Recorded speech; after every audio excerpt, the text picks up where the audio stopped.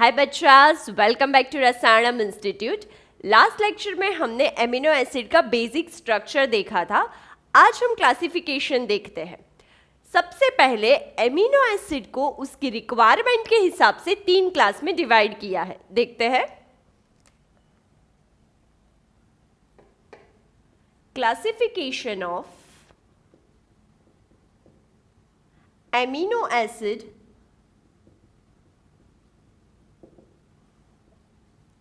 on the basis of their requirement.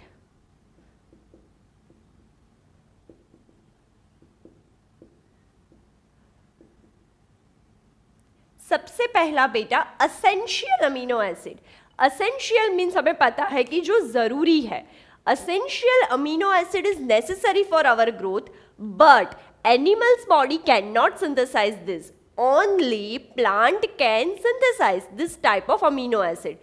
So compulsory this type of amino acid we have to take from the diet. So first is essential amino acid,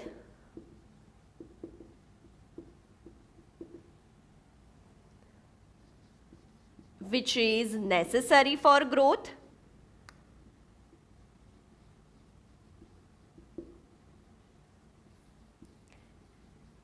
Animal cannot synthesize it.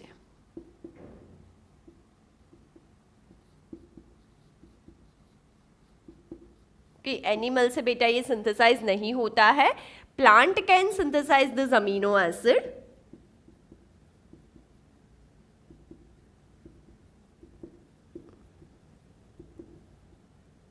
So this amino acid is taken from the diet. ये amino acid को बेटा हम diet में से लेते हैं. Okay, कौन कौन से अमीनो एसिड बेटा इस टाइप के हैं, इसके एग्जाम्पल याद रखने के लिए बेटा एक ट्रिक है. वो ट्रिक से हम उसको याद रखेंगे. Matt will fly. Matt will fly. M stands for methionine. A stands for arginine. T stands for tryptophan. Another T stands for threonine. V stands for valine. IL stands for isoleucine. L stands for leucine. PH stands for phenylalanine. P stands for phenylalanine. H stands for histidine. LY stands for lysine. So these are the essential amino acids. Okay, methionine, arginine, tryptophan, threonine, valine, isoleucine, leucine, phenylalanine, histidine and lysine. Okay, अब दूसरा है बेटा semi essential amino acid. Semi essential amino acid nowadays latest classification के हिसाब से ये class मिला है. पहले सिर्फ 2 टाइप थे, essential and non essential. Semi essential amino acid means the amino acid which is formed in your body but not in proper amount. So this amino acid is compulsorily taken from the diet. Semi-essential. This amino acid is synthesized by body but not in proper amount. बहुत कम amount में बनते हैं जिसकी वजह से वो growth को support नहीं कर सकते. सो कम अमाउंट बॉडी बना रही है, बाकी की जो अमाउंट बाकी रहती है वो हम डाइट में से ले लेते हैं. ऐसे अमीनो एसिड है बेटा arginine and histidine. Arginine and histidine are this type of amino acid. Okay, अब आपको लगेगा कि मैम आपने असेंशियल में भी लिखा है और सेमी असेंशियल में भी लिखा है, तो क्या करेंगे हम? पहले क्लासिफिकेशन के हिसाब से आर्जिनिन और हिस्टिडीन को असेंशियल में डाला गया था, लेकिन फिर रिसर्च में ये पता चला कि arginine and histidine minute amount में हमारी बॉडी बनाती है, लेकिन वो ग्रोथ को सपोर्ट करने के लिए सफिशिएंट नहीं है, क्योंकि वो बहुत ही माइन्यूट अमाउंट है। हम क्या करते हैं, बाकी का बाहर से लेते हैं। That is called semi essential also. This amino acid is required for pregnant woman,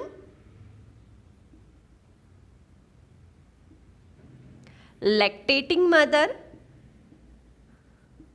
pregnant woman, lactating mother and child, because ये सब ग्रोथ फेज में होते हैं, तो उनको ये अमीनो एसिड ज्यादा चाहिए। ओके, थर्ड वन इज बेटा non-essential amino acid.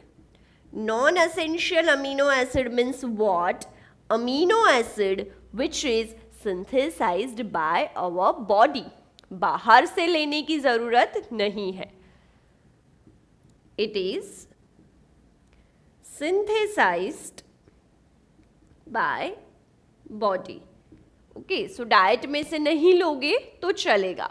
इसका मीनिंग ये नहीं है बेटा कि नॉन असेंशियल ग्रोथ के लिए ज़रूरी नहीं है, ग्रोथ के लिए तो ज़रूरी है ही, बट बाहर से नहीं लेंगे तो चलेगा क्योंकि बॉडी खुद बना लेती है। अब ये जो असेंशियल अमीनो एसिड है, it is present in different serial and pulses. कुछ अमीनो एसिड ऐसे होते हैं which is present in serial and which is not present in pulses, and some amino acid are like that which is present in pulses but it is not present in cereal. So हमारी जो Indian tradition है उसमें आप कोई भी थाली देख लो तो सब में सीरियल और पल्सेस का कॉम्बिनेशन होता है, वो फिर डोसा सांबार हो या फिर हमारी गुजराती थाली हो या फिर दाल बाटी हो, सब में सीरियल और पल्सेस का कॉम्बिनेशन होता है। क्यों? क्योंकि हमें सारे असेंशियल अमीनो एसिड मिले। प्रोटीन फॉर्मेशन के लिए ऐसा नेसेसरी है कि सब असेंशियल अमीनो एसिड होने चाहिए। अगर एक भी अमीनो एसिड कम हुआ तो आपकी बॉडी प्रोटीन नहीं बना सकती। आपको अगर प्रोटीन की रिक्वायरमेंट है, प्रोटीन अच्छे से बनाना है, तो आपको सीरियल और पल्सेस दोनों का कॉम्बिनेशन करके खाना चाहिए। ओके, अब अमीनो एसिड के यूजेस क्या है बेटा वो देखते हैं। अब देखते हैं बेटा हम uses of amino acid. So first use of amino acid is tyrosine amino acid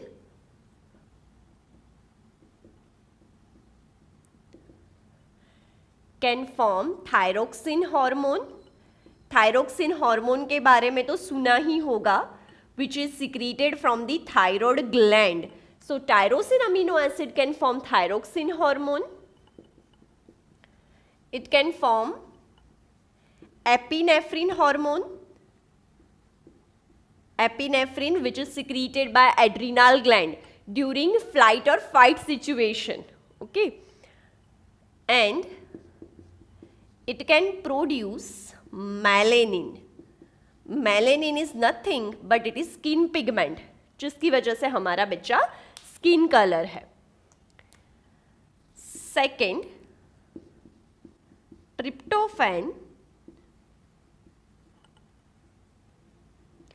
can produce vitamin niacin. जो बी कॉम्प्लेक्स विटामिन का जो पूरा पैक है जिसमें 12 विटामिन है, उसमें से एक विटामिन है बेटा niacin. So tryptophan can produce niacin and it can produce plant hormone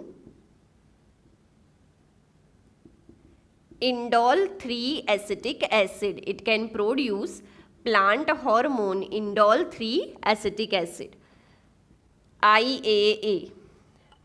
फिर तीसरा है बेटा glycine. Glycine can produce haem. क्या कर सकता है बेटा? Glycine can produce haem which is present in haemoglobin. Okay, so haemoglobin में हीम एंड ग्लोबिन दोनों होता है, तो ये ग्लाइसिन बना सकता है। So these are the some uses of amino acid. अब दूसरी एक बात बेटा अमीनो एसिड के बारे में मुझे बतानी है, that is heterocyclic amino acid. हमने साइक्लिक रिंग वाले अमीनो एसिड देखे थे, कौन से? Yes, tyrosine, tryptophan and phenylalanine.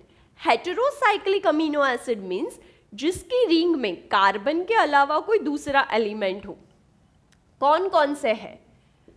Proline and histidine. Proline and histidine, that is heterocyclic amino acid. अब बेटा हमें पता है कि protein is a polymer of amino acid. उसके लिए अमीनो एसिड को एक दूसरे के साथ जुड़ना पड़ेगा. तो वो कौन से बॉन्ड से एक दूसरे के साथ जुड़ते हैं देखते हैं हम. हम देखते हैं बेटा डाइपेप्टाइड फॉर्मेशन, कैसे दो अमीनो एसिड एक दूसरे के साथ अटैच्ड होते हैं. अमीनो एसिड का बेसिक स्ट्रक्चर हमें पता है कि ये हमारे अमीनो एसिड है. ये हमारा first amino acid which is going to attach with second amino acid. तो क्या होगा बेटा, एक अमीनो एसिड का carboxyl group and second amino acid का एमिनो ग्रुप एक दूसरे के साथ ज्वाइन होंगे. H2O रिमूव होगा. COOH ग्रुप में से OH एंड NH2 ग्रुप में से हाइड्रोजन. ऐसा करके बेटा H2O रिलीज होगा और जो बॉन्ड बनेगा उसको हम बोलते हैं पेप्टाइड बॉन्ड. Let's see. इसमें से CONH, CH, COOH और ये R. ये जो बना बेटा इसको हम बोलते हैं पेप्टाइड बॉन्ड. दो अमीनो एसिड एक दूसरे के साथ अटैच्ड होते हैं through peptide bond. One amino acids COOH group and another amino acids